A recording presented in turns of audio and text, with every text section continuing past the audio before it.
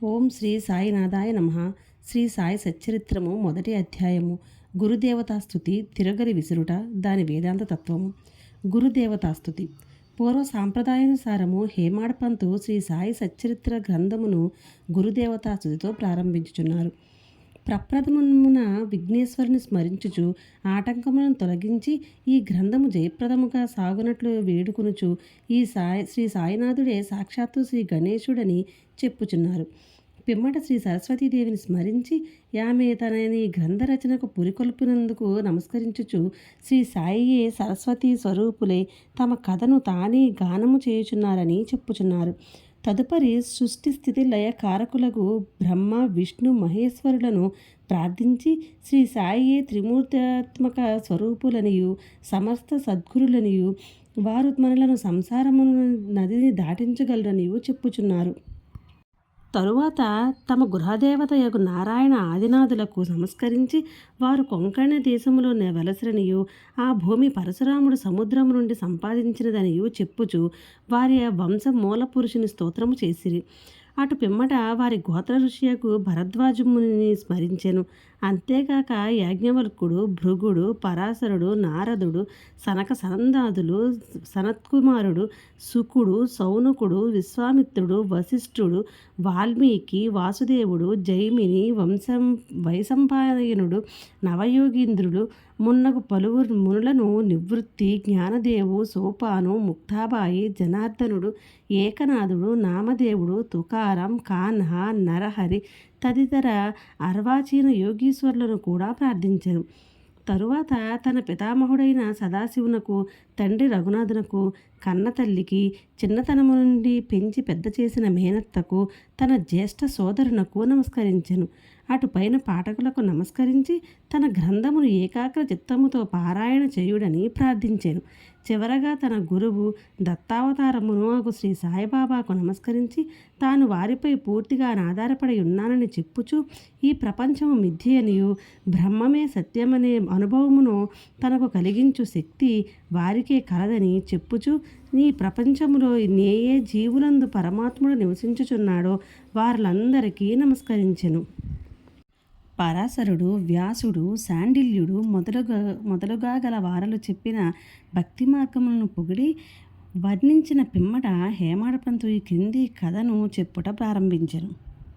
1910 సంవత్సరం తదుపరి ఒకనాటి ఉదయమున నేను షిరిడీ మసీదులోనున్న శ్రీ సాయిబాబా దర్శనముకు కొరకు వెళ్ళి తిని అప్పుడు జరిగిన ఈ కింది విషయమును గమనించి మిక్కిలి ఆశ్చర్యపడితిని. బాబా ముఖ ప్రక్షాళనము గావించుకుని గోధుమల విసరడకు సంసిద్ధుడగుచుండెను. వారు నేలపై గోనెపరచి దానిపై తిరుగలి ఉంచిరి. చేటలో కొన్ని గోధుమలు పోసుకొని కఫని అంటే చొక్కా అనమాట వాటి చేతులు పైకి మడచి పిడికెడు చొప్పున గోధుమలు వేయిచు విసరసాగిరి. అది చూచి నాలో నేను, ఈ గోధుమ పిండిని బాబా ఏమి చేయును? ఆయనెందుకు గోధుమలు విసురుచుండెను? వారు భిక్షాటనముచే జీవించువారే, వారికి గోధుమ పిండితో నేమి నిమిత్తము? వారికి పిండి నిల్వ చేయవలసిన అగత్యము లేదే అని చింతించి తిని అచ్చటకు వచ్చిన కొంతమంది కూడా నిట్లే ఆశ్చర్యమగ్నులయ్యి. కానీ మాలోనెవరికి కూడా బాబాను ప్రశ్నించుటకు ధైర్యము చాలకుండెను. ఈ సంగతి వెంటనే గ్రామంలో వ్యాపించెను. ఆబాల గోపాలము ఈ వింత చర్యను చూచుటకై బాబా వద్ద గుమికూడిరి. నలుగురు స్త్రీలు ఎటులనో సాహసించి మసీదు మెట్లెక్కి బాబాను ప్రక్కకు జరిపి వారే విసురడ ప్రారంభించిరి. వారు తిరుగలి పిడిని చేతపట్టుకుని బాబా లీలను పాడుచు విసురుడ సాగించిరి. ఈ చర్యలను చూచి బాబాకు కోపము వచ్చెను. కానీ వారి ప్రేమకు భక్తికి మిగులు సంతసించి చిరునవ్వు నవ్విరి. విసురునప్పుడు స్త్రీలు తమలో తామిట్లనుకునిరి, బాబాకు ఇల్లు పిల్లలు లేరు, ఆస్తిపాస్తులు లేవు, వారిపై ఆధారపడిన వారు, ఆయన పోషించవలసిన వారెవ్వరూ లేరు, వారు భిక్షాటనంచే జీవించువారు కనుక వారికి రొట్టె చేసుకొనుటకు గోధుమ పిండితో నిమిత్తమూ లేదు. అట్టి పరిస్థితులలో బాబాకు గోధుమ పిండితోనేమి పని? బాబా మిగులు దయార్థ హృదయుడొకటచే మనకి ఈ పిండిని పంచిపెట్టును కాబోలు. ఈ విధముగా మనమున వేర్వేరు విధముల చింతించుచు పాడుచు విసురుట ముగించి పిండిని 4 భాగములుగా చేసి ఒక్కొక్కరు ఒక్కొక్క భాగము తీసుకొనిచుండిరి. అంతవరకు శాంతముగా గమనించుచున్న బాబా లేచి కోపముతో వారిని తిట్టుచు నిట్లనెను, ఓ వనితలారా, మీకు పిచ్చి పట్టినదా ఏమి? ఎవరబ్బ సొమ్మనుకుని లూటీ చేయుచుంటిరి? మీ వద్ద నుండి గోధుమలు వాడుకుంటినా ఏమి? ఏ కారణము చేత పిండిని గొంపోవుటకు యత్నించుచున్నారు? సరే, ఇట్లు చేయుడు. పిండిని తీసుకొని పోయి గ్రామపు సరిహద్దుల పైన చల్లుడు అని విని ఆ వనితలు ఆశ్చర్యమగ్నులైరి, సిగ్గుపడిరి. గుసగుసలాడుకొనుచు ఊరి సరిహద్దుల వద్దకు పోయి బాబా ఆజ్ఞానుసారము ఆ పిండిని చల్లిరి. నేను ఇదంతయు చూచి షిరిడీ ప్రజలను బాబా చర్యను గూర్చి ప్రశ్నించి తిని. ఊరిలో కలరాజాడ్యం కలదనియు దాన్ని శాంతింపజేయుటకది బాబా సాధనమనియు చెప్పిరి.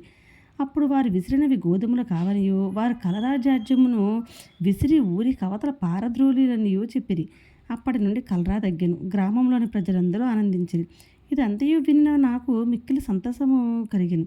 దీని గూఢార్థమును తెలుసుకొని కుతూహలము కలిగెను. గోధుమ పిండికి కలరాజాడ్యములకు సంబంధమేమి? ఈ రెండింటికి గల కార్యకారణ సంబంధమేమి? ఒకటి ఇంకొక దానిని ఎట్లు శాంతింపజేసేను? ఇదంతయు అగోచరముగా తోచెను. అందుచే నేను తప్పక ఈ విషయమును గూర్చి వ్రాసి బాబా లీలను మనసారా పాడుకొనవలయనని నిశ్చయించుకుంటుని. ఈ లీలను చూచి ఇట్లు భావించుకొని హృదయానందపూరితుడైతిని. ఈ ప్రకారముగా బాబా సచ్చరిత్రమును వ్రాయుటకు ప్రేరేపించబడితిని.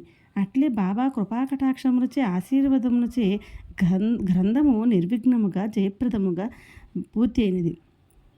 తిరగలి విసురుట దాని వేదాంత తత్వము. తిరగలి విసురుటకు గూర్చి షిరిడీ ప్రజలు అనుకున్న రీతియే గాక దానిలో వేదాంత భావము కూడా గలదు. సాయిబాబా షిరిడీ యందు సుమారు 60 ఏండ్లు నివసించారు.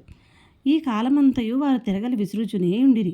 నిత్యము వారు విసురునది గోధుమలు కావు, భక్తుల యొక్క పాపములు, మనోవిచారములు మొదలగునవి. తిరుగలి యొక్క క్రింది రాయి కర్మ, మీది రాయి భక్తి. చేతితో పట్టుకొనిన పిడి జ్ఞానము.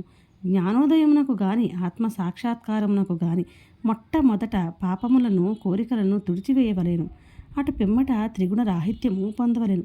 అహంకారమును చంపుకొనవలేను. ఇది వినగనే కబీరు కథ జ్ఞప్తికి వచ్చును.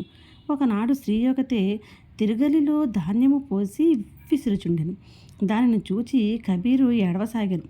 నెపతి నిరంజనుడు యొక్క సాధు పొంగుడు అది చూచి కారణం అడుగుగా కబీరు ఇట్లు జవాబిచ్చాను. నేను కూడా ధాన్యము వలె ప్రపంచమును తిరగలిలో విసురబడుతును కదా. దానికి నెపతి నిరంజనుడు ఇట్లు బదులు చెప్పాను. భయము లేదు. తిరుగలి పిడిని గట్టిగా పట్టుకొనము అనగా జ్ఞానమును విడవకము. నేనెట్లు గట్టిగా పట్టుకున్నాను నీవును అట్లే చేయము. మనస్సును కేంద్రీకరించము, దూరముగా పోనీయకము.